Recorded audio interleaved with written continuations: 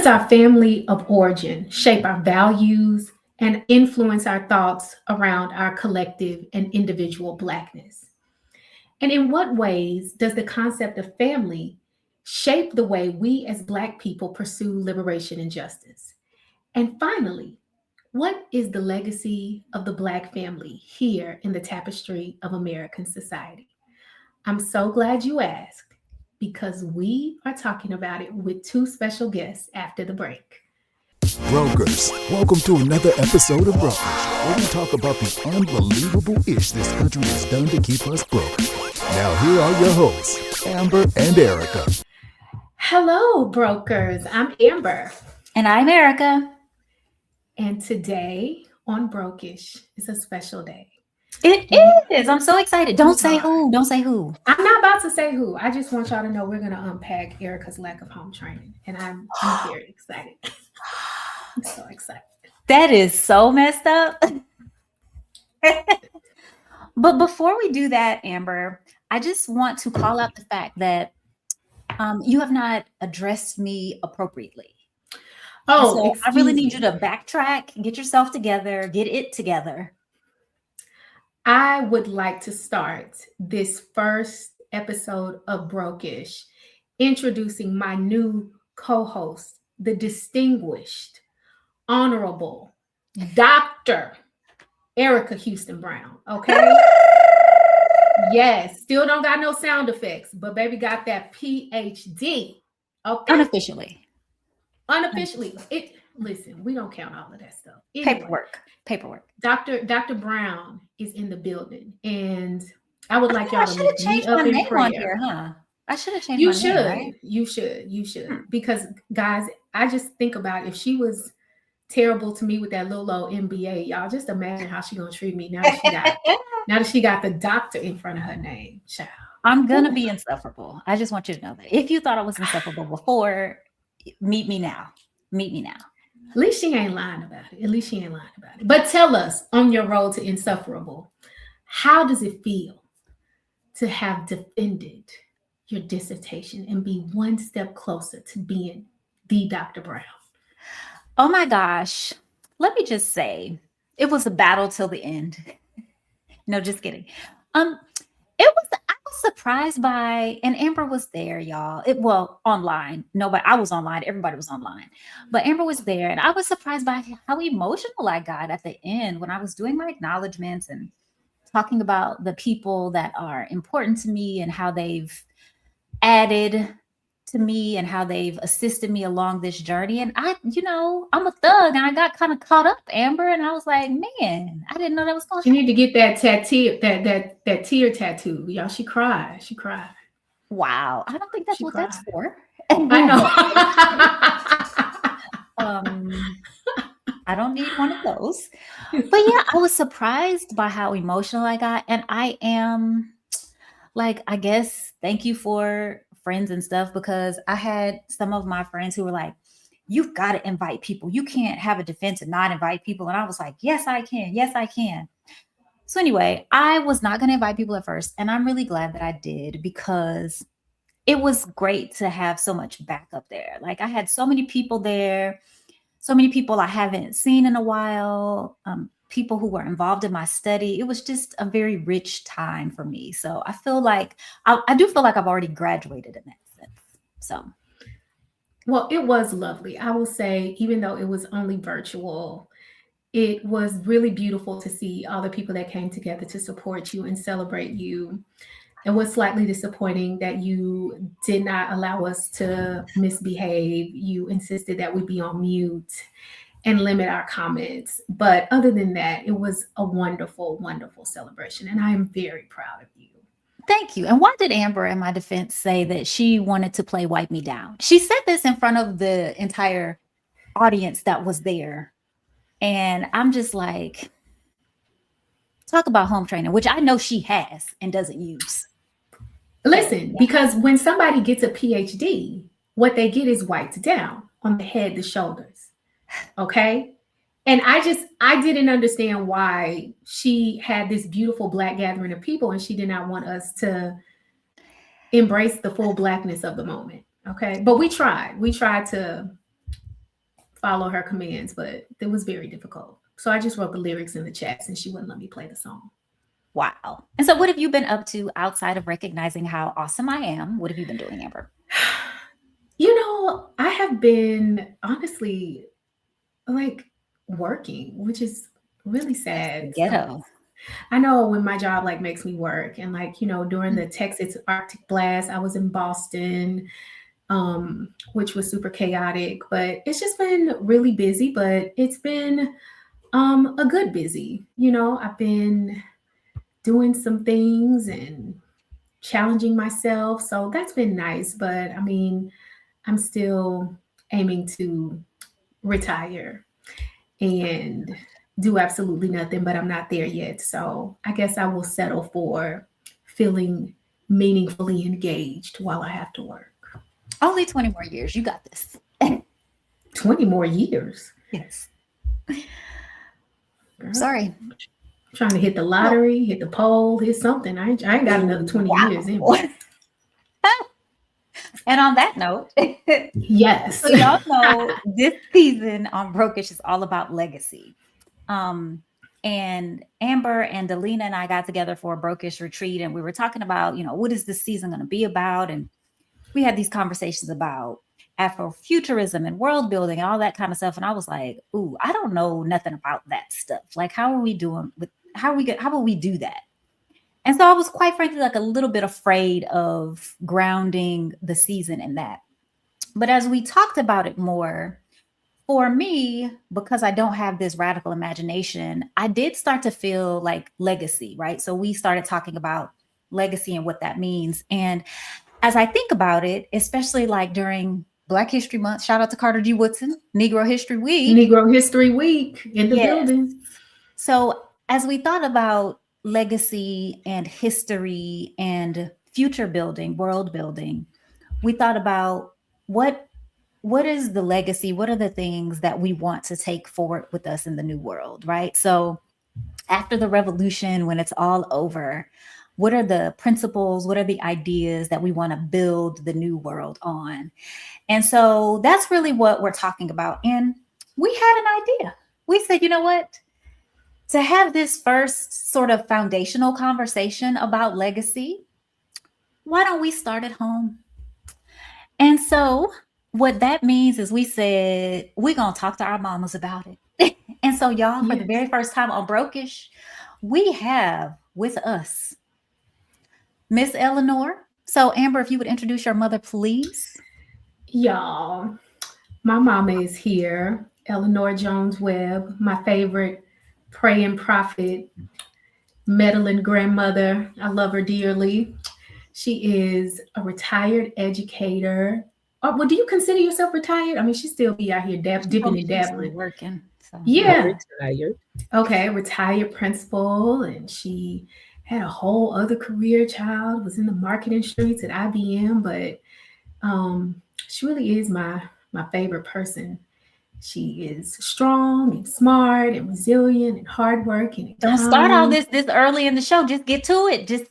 So I'm just very happy to have my mother, Eleanor, aka Shirley Caesar, my prayer warrior in the building. Welcome to Brokish, Mama. Thank you. Glad to be here. Welcome, Miss Eleanor. Thank you. And y'all, I have my mama too, Miss Thelma Taylor, and I am going to we're going to give them an opportunity to talk more about themselves. But my mama is also one who has devoted her life to being a mother and a grandmother and sort of bettering her world through her career and her family. And so I'm also very pleased that she is here to join us today. Welcome, Miss Thelma. Thank you. So, Amber, you want to kick things off? Yeah, so I think the best place, since we always like to start the episodes by asking people who their people are, is just to sort of let you all tell us just a little bit about yourselves, where you're from, what you did, who you are now in this season of your life, and then we'll just kick the conversation off from there. So, Miss Thelma, you want to go first this time? I will go first. Okay. I guess I should start off by saying thank you for inviting me. I was a little bit shocked.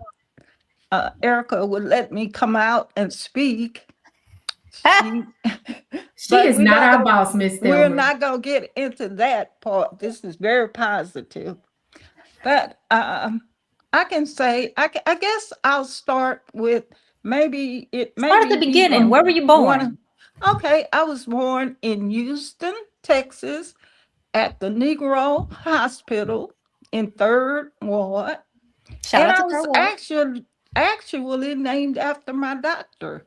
Her name was Thelma Patton, Oh, and I was named after her. Quite naturally, she's not alive now, but I was named after her. And I've been really proud of that because at that time she was the only black doctor that was delivering babies at that time. So anyway, I'm not gonna start with elementary school. I think I'll just skip Tell to us about your family. oh, You okay. had mother, father, siblings. Yes. Mother, father, George and Bonnie Hager, and I had five sisters. We didn't have any brothers, and they were very different as far as a married couple. She was very outspoken, and he was quiet because he stuttered when he didn't get an education because he didn't like going to school, and they would let him go and work in the fields picking cotton and doing that kind of stuff. But he was a very good father. He was into the church. He worked for years at Carnation Milk Company when we were all growing up. uh, Let me see. My mother, she was kind of like opposite to him. She was very talkative. She had an opinion. She loved to read. We had all kind of magazines. Uh, the Ladies Home General, Better Homes, you name it, Jets. We had all kind of magazines because she loved to read.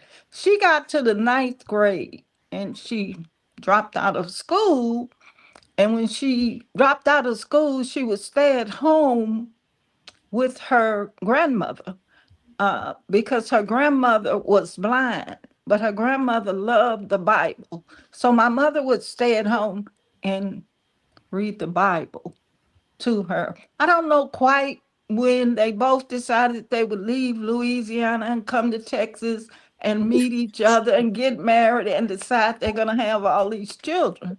I don't know that part, but somewhere in there they weren't real busy because Wow. they end up having We got it. six Okay, girls. Miss Thelma. Well, Miss You Eleanor, if haven't you had, could, well, Miss Eleanor, if you could pick us up too in terms of where you're from, where your people from, what your family looked like when you were younger. All right. Well, I hail from Dallas, Texas. I was South Dallas born and Oak Cliff raised. And both of those were black neighborhoods. Oak Cliff wasn't quite as Afrocentric as South Dallas was. But I was born, my mother and father divorced when I was 3 years old. So I was raised by Oh, divorce back in the day? yeah, my mom and dad divorced when I was 3 years old. I was raised by a single parent. My grandparents, my mom's mother and father, were very helpful with raising us and making sure we had the things that we needed. My mother graduated high school. She actually graduated night school and got her high school diploma because she became pregnant with me her senior year. But she got a job working for Neiman Marcus in North Park, and like Miss Thelma said, it was very segregated back then, undercover. But my mother, she was a woman with a lot of pride, and she instilled in us to get an education because she didn't have one, and she would always say to us, "I don't want you all to have to work and do the kind of jobs I've had to do to make it. There were times we came home, our water was cut off, our lights may have been cut off, but I learned a lot, and I won't get into that until you ask me that question. But anyway, we had a good upbringing though, because my mom, she always filled the house with laughter. She would always say something to make you laugh. But it was How three of many us, siblings did? Okay, three yeah. girls. Yeah, it was three girls, and we were all three different. But that's basically my upbringing.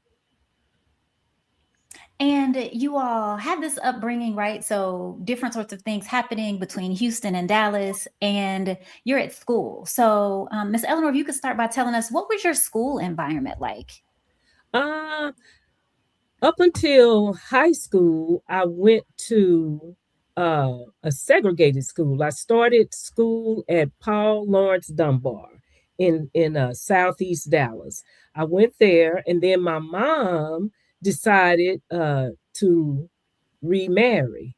I think she got married in February, and we moved to East Dallas. I went to Fantasy Harris. It was a segregated school. She got divorced in April of the same year, so we moved back to Oak Cliff with my grandparents.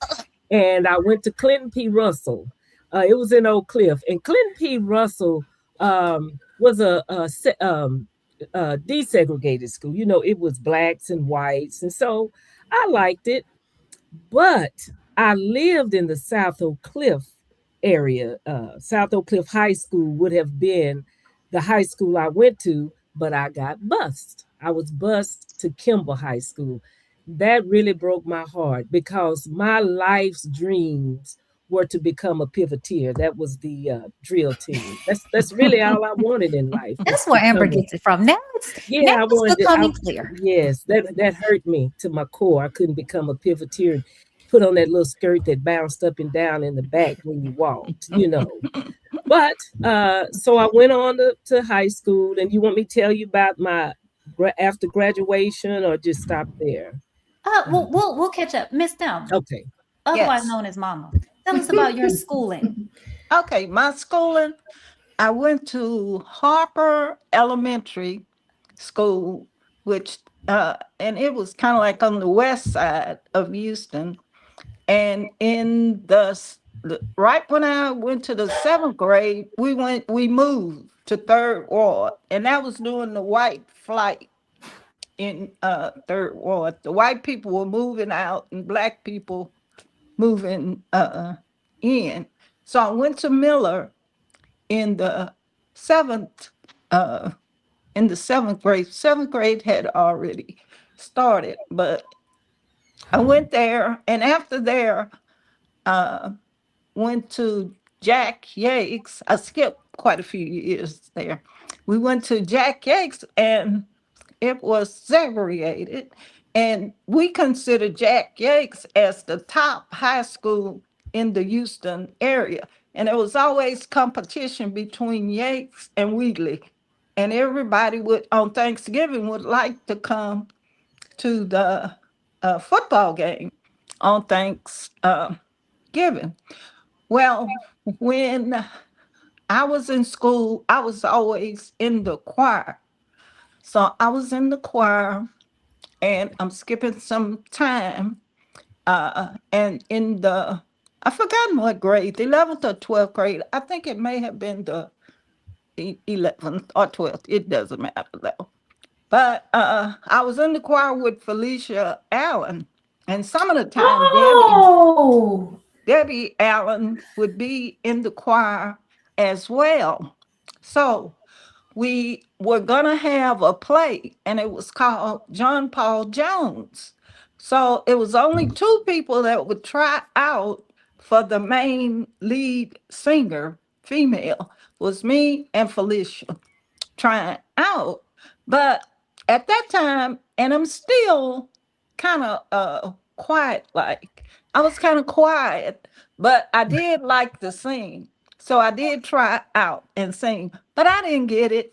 She did get it. But the choir teacher told me that my voice was much better, Oh but my I God. just didn't have that big personality. Got it. I love that. Thank that I love yeah, that. they actually, Debbie and Felicia actually lived across the street from us in Third Ward. Okay, Yeah, they did. let's stay to the script. Okay. That's to the So script, Erica. That is, this is That legacy. is This that's part of the you've script. been a I hate. know. Don't be a hater your whole life. Don't be a hater your whole life. But can I I ask also again had about I had an incident with Debbie when okay, I was in the eighth grade but back then to we gotta Miller. keep I'm just going gonna though. tell this story and I'm done. I love it. So when I was in the eighth grade, uh, I sang a solo in the eighth grade, Climb Every Mountain. It's the solo that I did in the eighth grade. And after it was over and everything, Debbie told me I had some of the words wrong. Oh, cause she a hater like Erika. I got it. Got it. She okay. I love it. So I want to take us back to the era of segregation. And as we think about this concept of legacy and what we want to preserve for the future, oftentimes people are like, segregation, bad, integration, good. And we just kind of want to pause for a second and say, oh, we're sure that there were some elements of segregation that were helpful and beneficial to Black people. So, Miss Eleanor, if maybe you could tell us, if you, as you think about the era of segregation, what are the things that you think were helpful to you in your development and growing up that you think could be beneficial to us now? Well, the first thing that comes to mind is that we were a community that we were determined to help one another. I can remember our next door neighbor, the grandmother was ill, and her daughter and her daughter's husband and 5 children lived there. And my grandfather would barbecue. He had a little barbecue business in the country, so he knew how to barbecue. And I can just remember him barbecuing and fixing plates and sending them across the fence over to their house so that they could have barbecue. And it was just like we took care of each other. We didn't have a lot, but sharing was at the very pinnacle of who we were. You know, it was about survival and taking care of one another and loving each other and understanding. We understood uh, what we were going through as a people, and we didn't have to talk about it. We lived it, so we understood it. So I just remember a lot of love and sharing and laughter. We didn't have much, but we just made a little seem a lot, even with the entertainment. My grandparents they loved to fish. So my daughter's probably going to get upset with me when I tell this. My grandparents loved to fish. And Miss Thelma, let me tell you, on Fridays, my grandparents had best friends. And we called them uh, Uncle Roscoe and Aunt Virgil Lee. Well, I was grown before I knew they weren't my real auntie and uncle. They were just best friends to my grandparents. My uncle Roscoe had a truck. And on Fridays, when we got out of school and they got off work, he would pick us up and they would have a cooler, one of those styrofoam coolers, and they would fill it with ice. And they would put the summer sausage in there and the cheese because we couldn't go buy no food. We took what we were going to eat with us. And he had 4 kids. And he had more than that, but our age. My grandma, it was my grandmother, my grandfather, me and my sister, because my mama was going out partying as, she was young. So we was with my grandparents. Uncle Roscoe and Aunt Virgil Lee had their 4 children. We rode in the back of the truck, went to the creek. Now, when we got to the creek, Miss Thelma, they caught the fish. They put the fish in the cooler on the ice so it could stay cold, and be good. Now the summer sausage tastes like fish. Everything we ate was tasting like fish. They had their beer. They was drinking beer. They didn't drink hard liquor, but they drank beer. By the time we got from the creek My granddaddy was drunk. My grandmama was drunk. Uncle Roscoe was drunk. Aunt Virgil Lee was drunk. The fish was drunk. The smoke the little what we was eating, summer sausage and cheese was drunk.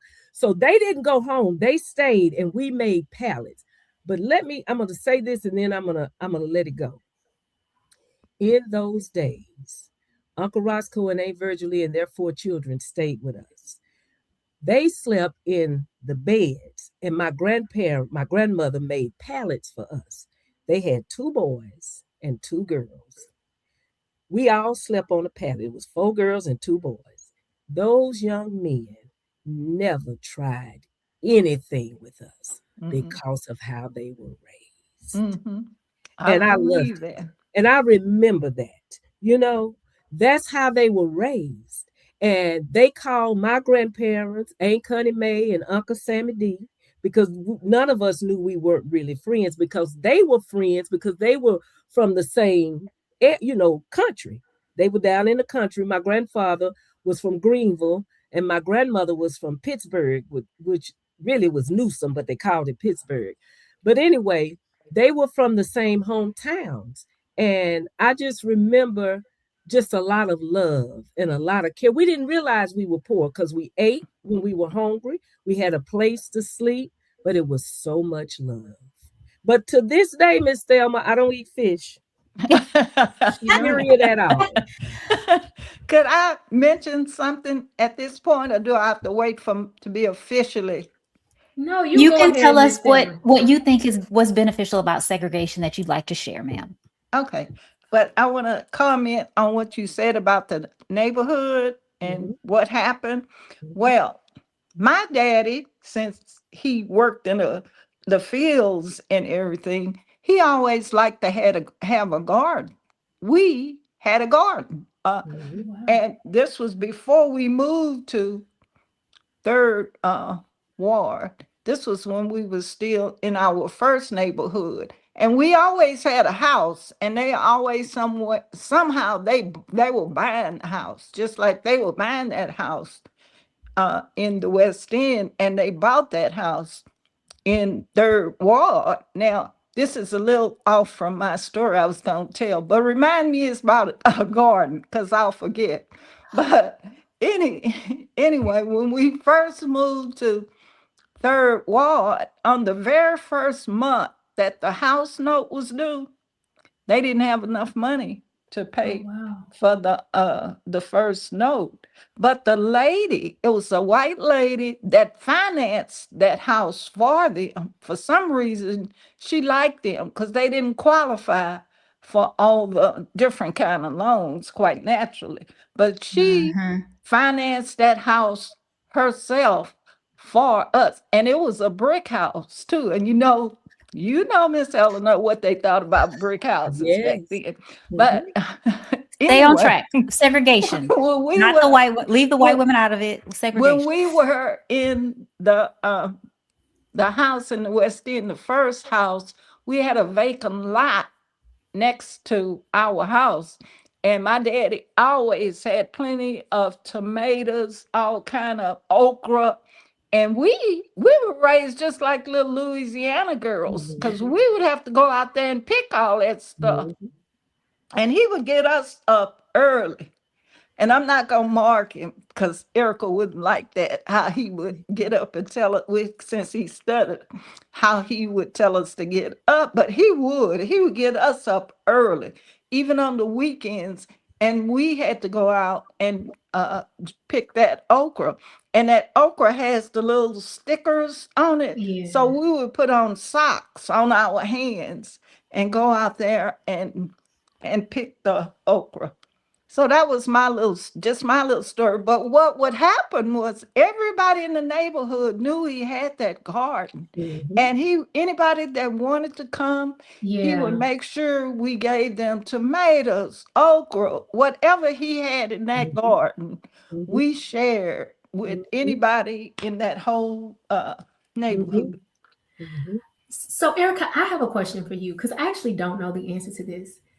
Did you grow up in a black community, or was your Don't neighborhood? play me like I that. no, Don't. I no no no. I'm sincerely asking because I know Third Ward has had some iterations, and I'm just wondering, was it primarily black or was it integrated when you were growing up? No, no. So first of all, when my parents bought their first house, they bought it on the north side of Houston. So I was actually mostly raised on the north side of Houston. My grandparents, because they lived in Third Ward, and I spent a lot of time with my grandparents. Gotcha. That's mostly where I guess I would say I was raised in Third Ward. Like between the north side and Third Ward, because I was with my grandparents a lot. But no, I was always in a black neighborhood. Even when we moved to Missouri City, eventually it was a black area in Missouri City. So, yes, ma'am. And well, I asked that because when I lament, when I think about legacy, one of the things I lament most is that my kids don't get the experience of growing up in a predominantly black community, because I think of all the things that I feel like were a gift to me growing up. It was growing up like in the cradle of black people. Like our neighborhood was white for like 1 minute and 30 seconds. And then it was all of these working class black people. But I just remember all of the things that I thought were beautiful in life growing up were connected to black people. The first people I saw who were, successful, and black art and black music. And so I treasure that now. And I hate that my children don't get that experience. Yeah, and it, of course, I feel the same way. And for me, a lot of that was connected specifically to the Black church. Yep. And so, my I spent my formative years, I guess, at St. Mary's Missionary Baptist Church in Houston. But when I was about 12, so in middle school, I started going to Wheeler Avenue, which more people know now, Wheeler Avenue in Houston, than did then, even though it's always been for a long time, it's been a mega church, if you will. Mhm. But one of the things that I wanted to ask you all about is sort of the Black church and what it meant to you to grow up in the Black church, and what are the things that you really have deep affection, longing, love for related to the Black church that you also want or wish that other people could experience. Mama, you can tell us quickly the Okay. Black church. Yes. And we were raised in St. Mary's Baptist Church, and I would consider that as our recreation. It was something in between going to school, going home, and then you had the church in the middle, kind of, because everybody went to church, somebody's church back then. So we went to St. Mary's, all six, well, probably all six of us, we were baptized at St. Mary's, and we were on the usher board. Quite naturally, I was in the choir as a leader. But we enjoyed it. We enjoyed going to Bible school. In the summer, we would always have to go to Bible school. We definitely went to Sunday school every Sunday. We had to go to Sunday school, and my daddy would give us 20. How much would he give us? He gave us like a dime, a quarter, and a penny. Dime was for Sunday school. The quarter was for church. And in church, they had two offerings, the penny offering and the regular offering. So we would put our penny in that penny offering. And we did that. I did that from years, from the time I can remember until I was going to TSU.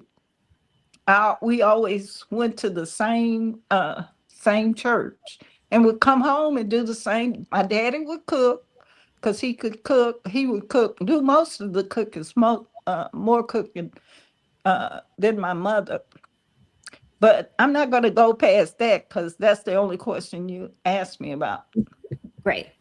Miss Eleanor, we know that you are steeped in the church. Tell us what you love about it and what you That's want an to persist understatement. forever. I know. Well, I'm like Miss Thelma. Church for us was an extension of the family. Uh, it was the only social life we had.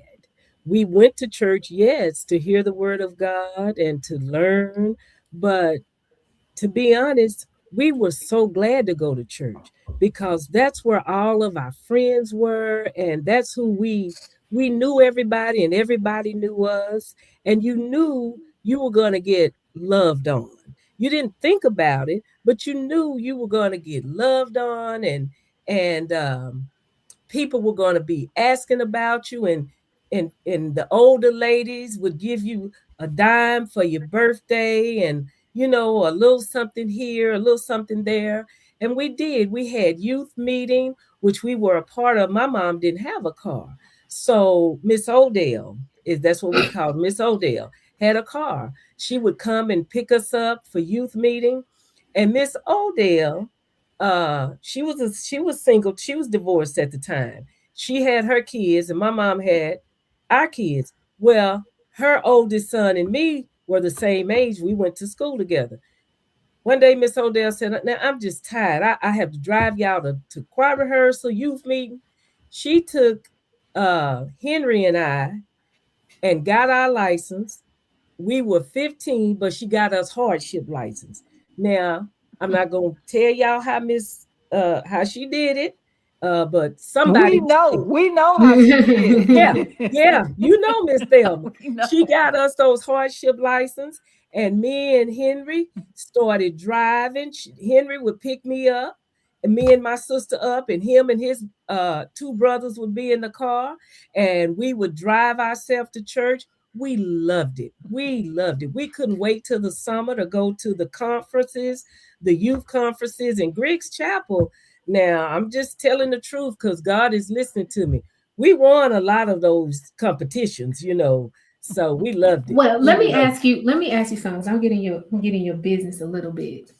Because you talk about the part of the church that you love, but then you married right into the first family because my father's father was a pastor, so you kind of got to see some of the stuff that comes along with the church that's not always the beautiful stuff. it. Yes. Um, so talk about those things you saw once you married a pastor's son and you sort of, I hate using the word first family, but it is what it is, what we call it in the Black church. But like, so once you became a part of the first family, some of the parts of the church you saw that you did not like so much. Well, the one thing I've learned uh, at this point in my life, you bring with you to church who you are. And there are people at church, and I hate to use the word envious or jealous, but I think they just they looked at you, or they looked at the family, and they felt like you had something that they didn't have, and they didn't understand why you didn't have it. So there you get, from that comes controversy and talk, uh gossip and that kind of stuff. But the church as we know it is a hospital for that kind of stuff. You go there to grow in the grace and knowledge of Jesus Christ, of God, of the Holy Spirit. And as you grow, you get better. But you can't separate what's in you and leave it at home when you come to church. All of that comes with you.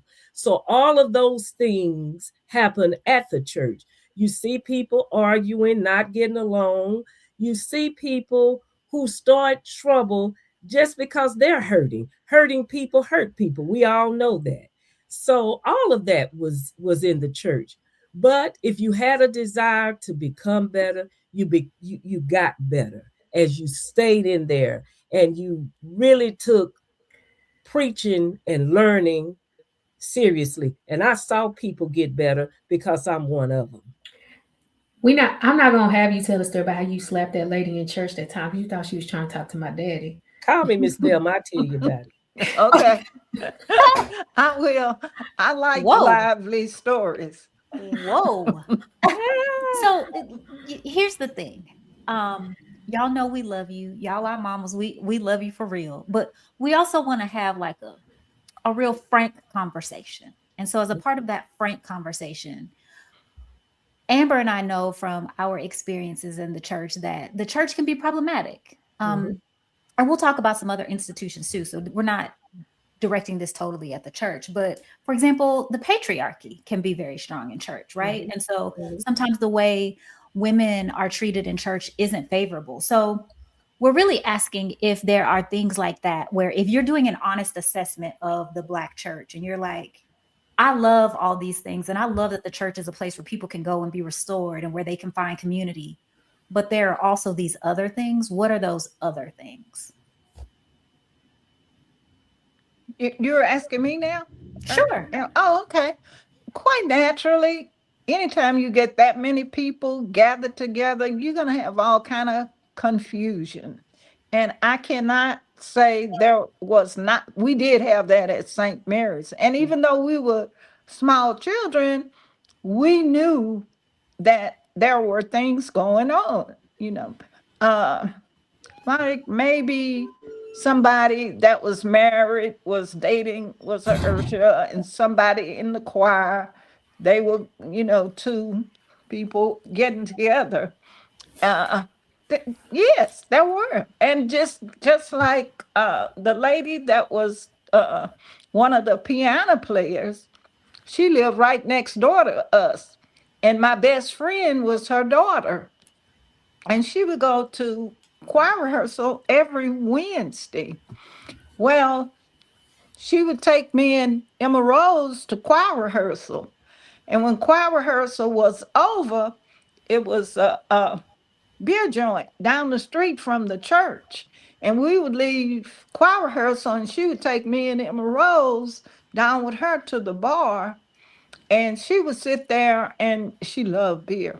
Drink her, the nicest lady could play a piano. She would take me and Emma Rose with her to the bar, because she had the owner of the bar had a daughter, and she was our age. So we would go upstairs and play with her. We loved it because they would give us hamburgers and sodas and French fries, and back then a good old fashioned hamburger. We would. So after Miss Susan, well, I don't want to say her name. Could you You believe? said everybody else's name and social Could security you number believe on it here. out? Leave that no, out. we- I We forgot. can't bleep anything out. It's But okay. let's leave the juke joint and go back to the church. But she So was a Miss lovely. Eleanor. Okay. Well, So Mama, she let me was. let. Oh, go ahead, Miss Thelma. Finish your story. No, it's just this part of it. So we would walk. We would walk to the bar, then we would have to walk home because Miss Susan didn't drive. But anyway, when they would have to like walk by my house to get to theirs, because it was our house, the garden, and Emma and my friend's house. So she would say, "Okay, now don't tell Miss Hager anything about it." I say, "Yes, ma'am." So I walk in that house and I say, "Mama, we went, we went to. She didn't care because she know it was harmless back then. If if she went in that joint, she knew everybody there. They were friends, they were neighbors, they were regulars at that park. So that's my story. Mama, let me ask you something. As a woman who has had a teaching or a preaching gift all my life, I grew up watching you speak and teach in church, and I think it was common knowledge in our family at that time. My grandfather did not believe women could be called to be preachers. Right. And so you never would call yourself a preacher or a reverend. Right. And I want you to talk about what the tension was, feeling like you had a giftedness, or what role you felt like you had to play in using your gift in the church, not just because of the family dynamic and sort of what my grandfather believed, but just your own thoughts about how you could show up as a woman with a teaching or a preaching gift in a very traditional Black Baptist church at a time when that just was not a thing, you know. Well, like you said, I was very careful of the title people would attach to me. But I knew God had given me uh, a gift and a love to talk. And so, because most of my life was in the church, I started uh, talking about the Bible, and I I wasn't ever afraid to voice my opinion. That's a No, good thing and a bad thing. But anyway, I just decided that that was the gift God gave me. I was going to use it, but I was afraid to call myself a preacher or a missionary or an evangelist or any of that.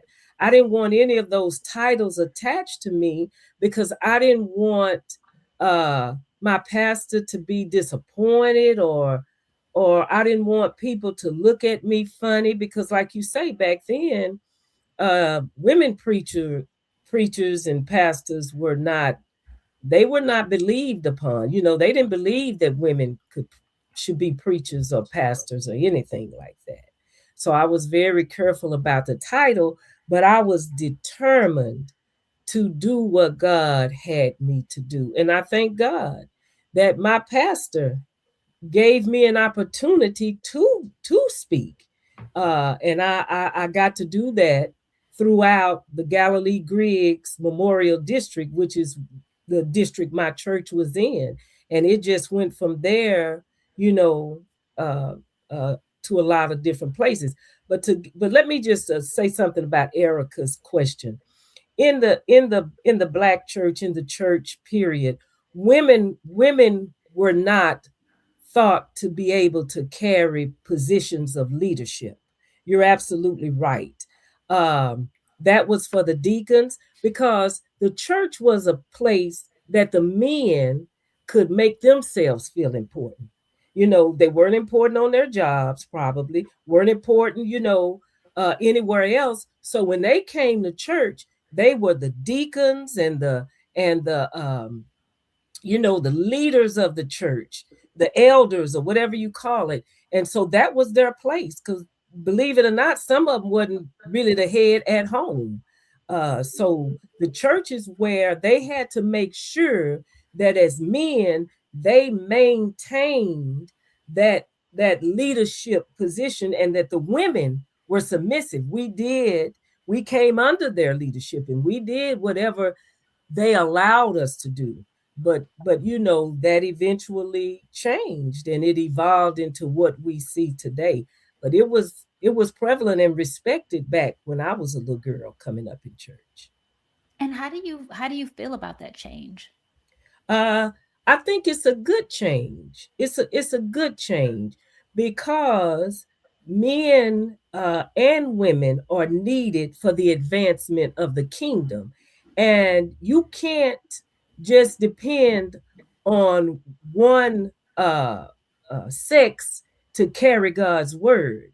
That's been proven, because even in the Bible days, God used women uh, when when he needed to use women, he used women. It was a place for us in ministry, and there's a place for us in ministry now. You got a lot of men that are not head of their households; they've abandoned their families, and so God knows what He's doing. He has used all of His creation to carry out His plan and His purpose, and women were a part of that. And so as we think about to the family and sort of this family dynamic, as I guess Amber and I would consider ourselves to be, sort of modern women to some degree, right? And we think about our families and how things operate in comparison to, like, maybe the houses we grew up in or the families that we saw our grandparents in. So I'd like to talk to y'all about just like women in relationships, because I sometimes think about marriage and I think to myself, like, I love being married to the man I'm married to, and I feel like I just lightning wouldn't strike twice, and I probably would never want to get married again. Like, if anything happens, I just think I've had it great and I don't want to try my luck again. And I just feel like, I'm not sure about the institution of marriage for somebody like me in the future. I'd be like, I don't need to get married. But as you think over your life and your relationship, and I'm not trying to get anybody divorced, but I'm saying, like, as you think about the people that you chose, or, Thelma, we know you've chosen a few people. Don't do that. So, Don't do that. as Don't do you that. as you think See, about she's that, not right. and it can be different, of course, for both of y'all, but what do you think about the institution of marriage? How do you think women should move in this society, given all of the things that are going on? I don't think my question is really good, but I'm just thinking about if you're looking back, thinking about marriage and relationships, what do you think is great and you want to hold on to, and what are those things that you want to abandon? Well, back in the day, you almost felt that you had to get married because you couldn't buy a house, you couldn't buy a car. It's a lot of stuff you could not do if you were married, and very few people would deliberately have a baby. Like now, people that have a baby and they're single. Nobody really cares about that. But back in the day, that was something that was frowned upon very, very hard. So you felt you had to be married most of the time. Uh, to if you wanted to have children, you wanted to be married as well. For most of the women that I was associated with. So was that part of your question? I Yes, didn't answer. but No, would no, you? you didn't. Yeah, would you still want to? So for you, like you mentioned, not being able to buy a house. If you could have bought a house without a man before, like, do you think marriage would have held the same weight for you then as it does now if you had some like more independence? Like I said, I want to have children. So I probably would have got married again after the first husband. First husband didn't last but 3 months. So I don't even That We don't don't count count. him. That yeah. don't count. That don't count. Probably shouldn't count him. Yeah. But I think I would not. Like right now, I wouldn't want to get married at 77. Uh, mm-mm. No, I'm okay. I would be okay. I Miss would. Eleanor. No, I believe you. I believe. Okay. The institution of marriage. I married my husband because he had a car, and That's all a my good life, reason, though. and I'm being honest, right? Yeah. I, I, Uh-huh. I know Amber's embarrassed. I'm sorry, but I got married because my husband brought to the table a lot of things I didn't have, because he was the son of a pastor who pastored a very successful church. He had a dad and a mom at home, and his dad. I had Fred to take me to the prom because his daddy had just bought a 1977 deuce and a quarter, which Oh, is the wait. electric 225. Yeah. And I was like, yeah, I'm going to the prom with him because his daddy got a new car and he can drive his daddy's car. Well, when I went to the prom with him, he was such a nice guy. He didn't when the prom was over, he took me home. He wasn't trying to, have sex with me or anything. And I just thought he is such a nice person. And so I would just talk to him and da da da da da da.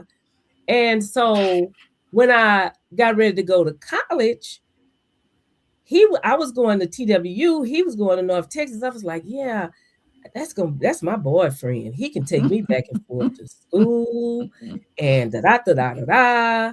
And I was like, yeah, I'm finna date him. And so I told him he was my boyfriend. He didn't know I had told his brother. So when his brother, he said, Fred, you ain't tell me you was going with Spud. And he was like, yeah, I am. He didn't know, but he won't be embarrassed. So, but anyway, to get on to the point of this story, I married Fred, and I absolutely love the institution of marriage. We have been married for, I think it's 42 or 43 years. How many years is it, Amber? It's 43 because Amber's 41. Okay, I'm sorry. But we've been married for 43 years, and Fred he's a good man. But I could I could bounce him around and stuff because he really liked me. Because he really hadn't had a girlfriend. Because Fred was a heavy set guy, and he said I always wanted a girlfriend. Well, he shouldn't have told me that. Uh, but anyway, I married Fred, and I tell him all the time. I said, Fred, the trick was on me. I say, because we got married and I gave you two children. And I said, I'm so grateful for that. And he treated me like a queen. He Mm. did. We've had our ups and downs. Miss Thelma, no, you can't stay Mhm. married for a month and not have some up and Yeah. downs. It- We've had our ups and downs and our turnarounds and you name it. But I absolutely respect, love, and thank God for the institution of marriage. And I couldn't have created in my own mind a man better than the one that I oh, married. good, good. I Yes. know that's right. Come on, Mr. Mhm. Fred. Yes. Shout out to my daddy. Listen. And his car. His car. Yes. Okay. I think So, oh, sorry. Go I ahead. was just gonna just say that I do think it's interesting to hear the difference in response between the two women because I would have expected, honestly, for Miss Thelma, like getting divorced back then. I mean, because I got divorced in 2019, and it felt like my world was falling apart. And so I would just imagine that going through a divorce in a different time, in a different era, would have been really difficult. And so I love the fact that as you reflect on it now, you have come to a place of being comfortable being alone because I feel like a lot of the I didn't say messaging. I was gonna be alone. But I'm saying, like you said, you would be fine. You said you would be fine if you were. She Like, said she wouldn't get married. She would yes, yes, have somebody. yes. You wouldn't need to be married. Not alone in that sense, but just not married. But I don't know. Like that surprised me because I feel like a lot of the messaging was just like when I got divorced, so many people would pray for me and be like, God is going to send you another husband. God is going to send you another husband. Don't worry. That first one doesn't count. God is, and so I just hats off to you because I feel like it's So hard we being a don't have a lot of divorce. time left, but I do want to ask about just the word legacy. And as you think about this term and this word, what does legacy mean for you, and what do you want your legacy to be? I I would want my legacy to be just what it is. What I have strived for all my life is just to be a good person. What are you saying, Erica? Just to be a good person, be the best person I could be.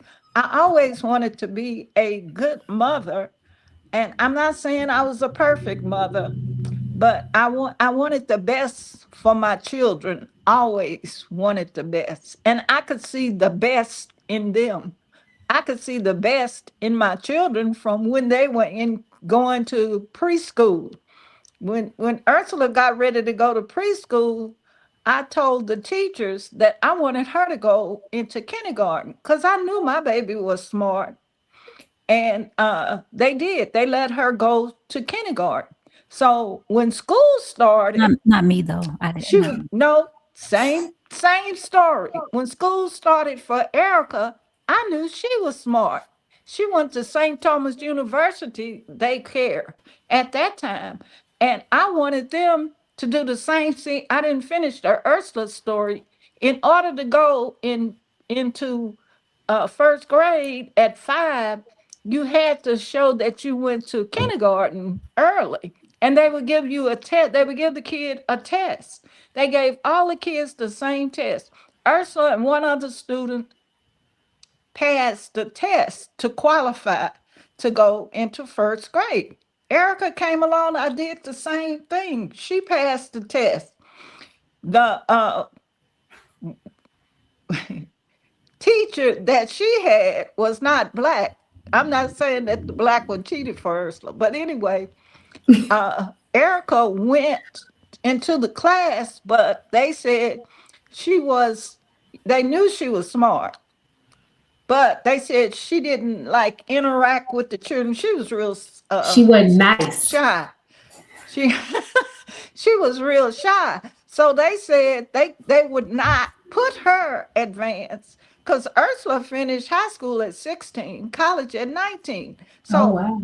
yeah. So after Erica was there for 2 weeks, the teacher called me aside and she said, Miss Houston, we made a mistake. Erica should not be in this class. We should have allowed her to go forward. But they said we can't do it now because the kids are already on their schedule and she would be behind the schedule. But I say that to say that was part of my legacy. I wanted to try to do everything possible that I could do to advance my kids. And when I learned I could do that, I was on it. I made sure they were both in the same position to do it. I wanted them to play the piano. I did. Erica went to piano lessons. How long, Erica? How long? How long did you go? Yes, you do. She knows exactly. Ursula was going to piano lessons in high school because I knew they were smart. So I knew they could learn how to play the piano or anything you gave them. Take yourself off mute, baby. Take yourself off mute. Your legacy, dear. What's your legacy? Where? What you want your Me? legacy to be? Are Yeah, you talking? Oh, you. what? What do you want your legacy? Okay, I want my grandchildren and children to look at me and say, she was a good person. She was a generous person. She did what she was supposed to. She had responsibility because I was a single woman in between for a long time. And that's all I want. That's what I want my legacy. I want my kids to sit around. They like to play Monopoly. They all do, grandchildren and Erica and Ursula. And I want them to sit around at Monopoly and say, oh, if grandma was here, she would say such and such. And they probably all would laugh because I'm always joking with them and they always have things to tell me, Grandma, you remember so and so, and everybody will start. So I just want to be known as a good grandma, a good mother. That if that's my legacy, I'm proud of all of Mhm. that. I don't have to, even though I'm proud of, we don't have time for that. I'm proud of what I did with the federal government. I'm proud that I Yeah. went to the highest level you could Yeah. go in the federal government. I was the district director of the EEOC in downtown Yes. Dallas over lawyers. And when I put in for the position, they didn't think I was going to get it because I was the only lawyer and one other lady Non-lawyer. that was a non-lawyer. I was the only one that had field experience. They told Mhm. me and they interviewed everybody. They said I got the position. He called me to his office, the main guy, and he said they gave me that position because I was the only one that spoke to them in shop language, about closing investigations and really talking to them and made them laugh. That's what they said.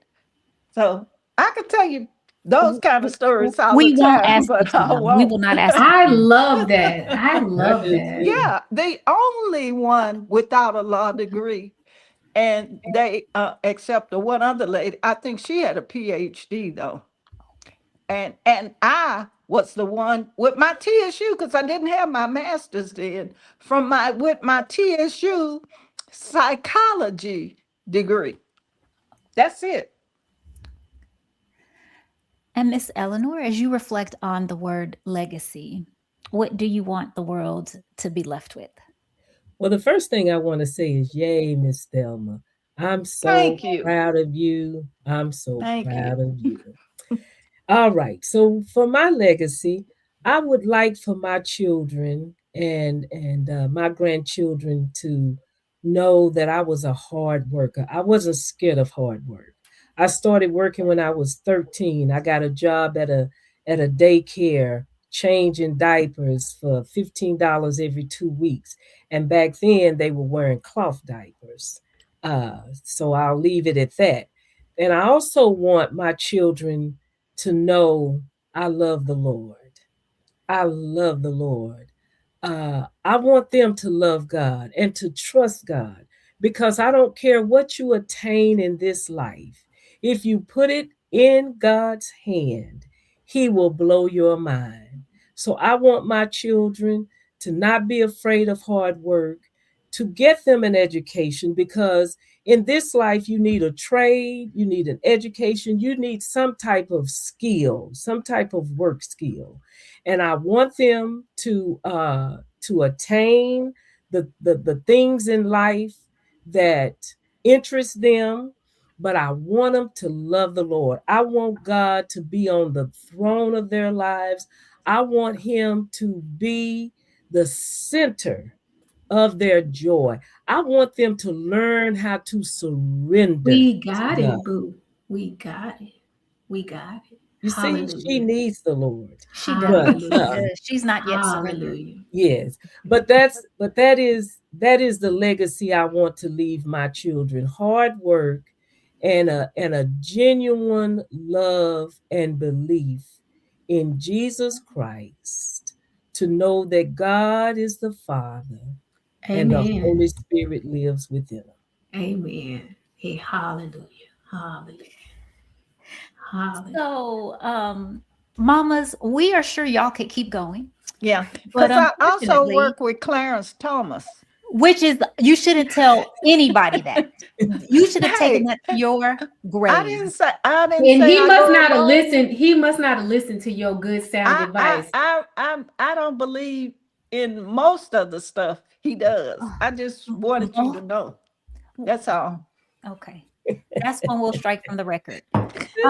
So thank y'all for joining us. Oh, I We forgot that part. unfortunately don't have any more time. So, Amber, any parting words for the mamas? No, I just want to tell you all both, thank you so much for taking time out of your busy evening to join us. And thank you for being part of our legacy and for the love and the example and the gifts that you've given us. We are grateful and we tip our hats to our matriarchs and we just tell you thank you and we love you so very much. Yes, You're indeed. welcome. Thank you Yeah. for the invitation. Yes, thank you. And we love you all too. Oh, that was a wild ride, Amber. When you asked her what her legacy was, I was like, she finna preach. Oh my God. And preach she did. Indeed. Indeed. So, Okay. Amber, what homework do you have today for the brokers?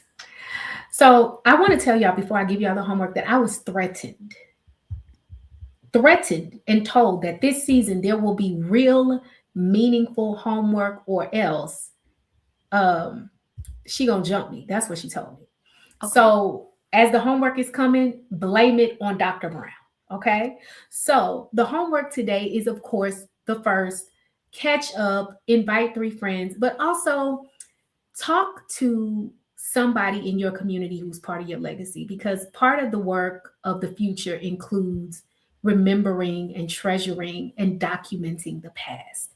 And so part of this conversation was really just about gleaning the wisdom of what has happened behind us so that we can prepare for the glory that is in front of us. So talk to people in your community, your elders, trusted people who are part of your legacy, and ask questions about where they come from and what they experienced so we can carry this collective wisdom with us. Well, thank you for that, Amber. And so, y'all, despite their best efforts, we're all still here and we are casting our vision toward the future. And it's clear that we need to be thoughtful about what our future world should be. But to do that, we have to be honest about our history and what was helpful versus what we hold on to for the sake of nostalgia. And there's no point in us getting together and fighting for revolution if we haven't thought about how to craft the world we want to live in. There's also no point if we carry the same baggage to our new home. So the future gets built when we prioritize defining our legacy. Thanks for tuning in, and we look forward to catching up with you on the next episode of Brokish. All right, good people. Thanks for listening to Brokish. For more episodes, visit us at brokish.com or subscribe, and Brokish will get direct deposited into your favorite podcast app on the 1st and 15th. Share Brokish with your friends and join the conversation on Twitter, Facebook, and Instagram. Music for Brokish is Come Get Some by Blank and Kit. Until next time, goodbye and good luck.